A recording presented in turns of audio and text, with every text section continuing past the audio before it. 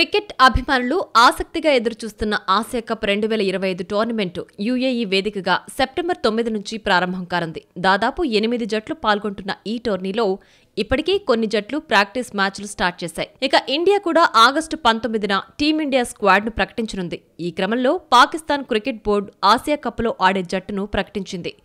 17 సభ్యులు గల స్క్వాడ్లో star ప్లేయర్లకు Pak board shock ఇచ్చింది.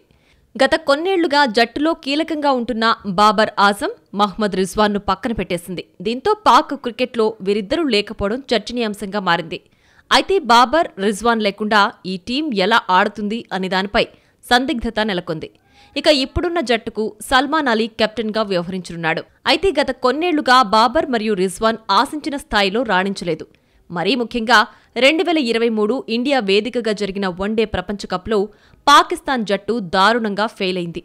అప్పుడు ఈ జట్టుకు బాబర్ కెప్టెన్గా ఉన్నాడు.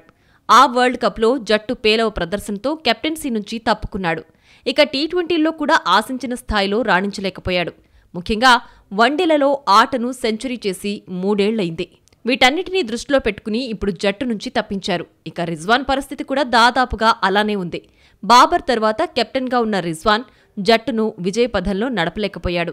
ఈ క్రమంలో ఆటలో ఫామ్ కూడా కోల్పోవడంతో తనకు కూడా జట్టులో ఉద్వాసన పలికింది పాక్ బోర్డు.